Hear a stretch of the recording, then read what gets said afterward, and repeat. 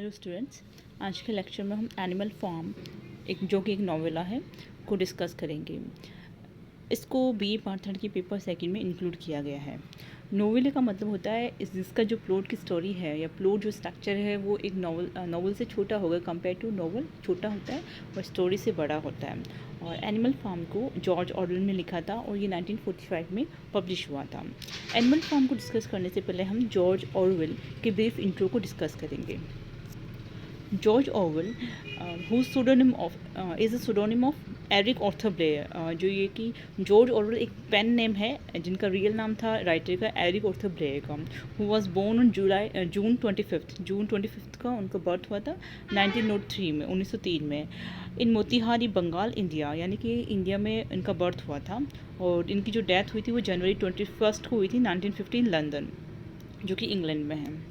और जॉर्ज ऑरवेल एक नॉवलिस्ट होने के साथ साथ एक एसेस्ट भी है और क्रिटिक भी है। He was born in Bengal the class of sahibs. वो बंगाल में बॉर्न हुए थे, यानी कि उनका जो बर्थ है वो इंडिया में हुआ था। और साहिब्स इन सेंस जो कि इसके फादर थे वो ब्रिटिश कंपनी में एक ऑफिसर थे।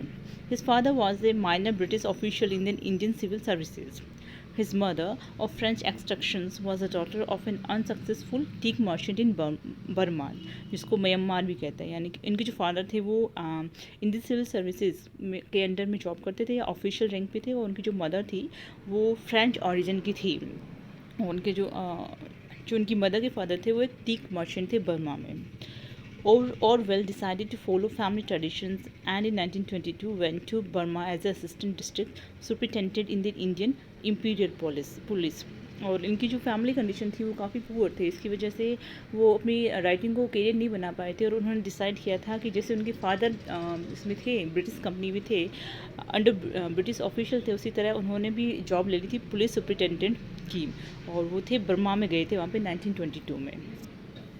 Later, he was to recount his experiences and his reactions to imperial rule in his novel Burmese Days and in two brilliant autobiographical sketches, Shooting an Elephant and A Hanging, classics of expository pros. और जो Burma में जो उन्होंने जो कुछ भी feel किया imperialism को, मतलब किस तरह से वहाँ पे ब्रिटिश लोग या ब्रिटिश ऑफिशियल्स वहाँ के जो कॉमन पीपल हैं उनको किस तरह से वो ऑपरेट करते हैं, किस तरह से उनको परेशान करते हैं या किस तरह से उनको दबाव दिया जाता है या फिर उनको टॉर्चर करते हैं, वो सब कुछ उन्होंने अपनी जो नॉवल थी बर्मीज डेज में। और साथ साथ में उन्होंने दो ऑटोबायोग्राफिकल मतलब उनकी खुद की लाइफ से कुछ इंसिडेंट लेकर उन्होंने दो प्रोज लिखे थे, दो एसेज लिखे थे, जिसका फर्स्ट का नाम है शूटिंग एन एलिफेंट एंड दूसरा है ए हैंगिंग। उसके अंदर उन्होंने अपनी ऑटोबायोग्राफी यानी खुद के जो एक्सपीरियंस था या खुद की लाइफ के जो इंसिडेंट थे उनको उसमें प्रेजेंट किए बर्मा के ड्यूरेशन, जब वो बर्मा में एज ए पुलिस सुपरिटेंडेंट काम कर रहे थे। He wrote in an delightful manner on variety of subjects. और उन्होंने उनके जो सब्जेक्ट की वेराइटी थी, मतलब जिन जिन विषयों पे उन्होंने लिखा था वो काफ़ी वेरियस थे, मतलब काफ़ी ज़्यादा लिखे थे। किसी एक चीज़ थीम पे लेके उन्होंने नहीं लिखा, उन्होंने कई स्कोप को रिफ़र किया था इसके अंदर। ही रोट 6 नॉवेल्स, उन्होंने 6 नॉवेल्स लिखी थी, कुछ एसेज लिखे थे, साथ साथ में क्रिटिकल और पॉलिटिकल पैम्पलेट्स भी लिखे थे। उनकी 1950 में कॉन्स्टिपेशन से डेथ हुई थी। As a writer, Orwell produced literary criticism and poetry, fictions and polemical journalism, and is best known for the allegorical novella Animal Farm 1940, published in 1945, and the dystopian novel 1984, which was published in 1949. और एक writer के तौर पे उन्होंने journalism भी किया था, साथ साथ लिटरेरी क्रिटिसिज्म भी की थी, पोइट्री भी की थी, और 6 नॉवेल्स भी लिखे थे, जिसमें उनके जो दो काम थे, जो दो वर्क थे वो जो बहुत ज़्यादा फेमस हुए थे। एनिमल फार्म जो कि 1945 में पब्लिश हुआ था और आपके सिलेबस में इंक्लूड है। सेकंड वाज 1994 जो कि 1949 में पब्लिश हुआ, ये भी एक नॉवल है। इन दोनों वर्क के लिए बहुत ज़्यादा पॉपुलर हुए थे या जाने जाते हैं।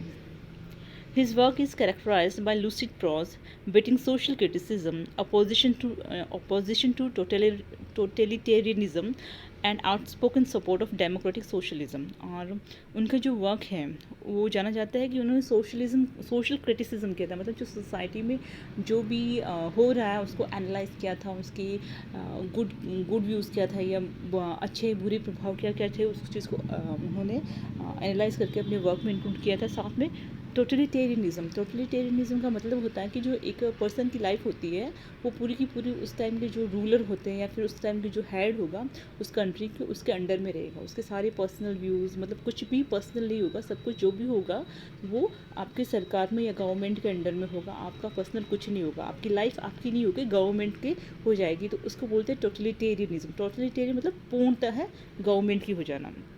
और साथ में उसका उन्होंने जो डेमोक्रेटिक सोशलिज्म को सपोर्ट किया था उसको भी उन्होंने अपने वर्क में इंक्लूड किया था। He was a sick child, और वो स्टार्टिंग से ही मतलब बहुत बीमार रहते थे। Often battling bronchitis and the flu, उनको नॉर्मली ब्रोंकाइटिस की प्रॉब्लम थी और साथ साथ में फ्लू बहुत ज़्यादा होता था उनको।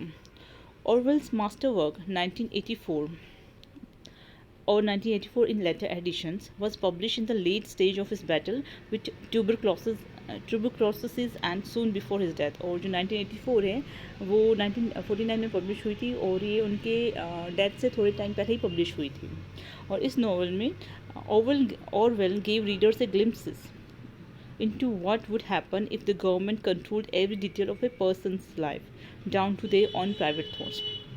इसमें 1984 में ऐसे दिखाया जाता है कि जो प्रोटैगनिस्ट होते हैं या फिर जो उसमें जितने भी करेक्टर हैं उनके विचारों तक को उनको वहाँ की जो गवर्नमेंट थी, बिग ब्रदर नाम होता है इसमें, तो वहाँ की जो गवर्नमेंट थी उन्होंने उनके विचारों तक को कैद कर रखा था। मतलब वो कुछ सोचते हैं उस चीज़ पे भी पाबंदी थी वहाँ पे।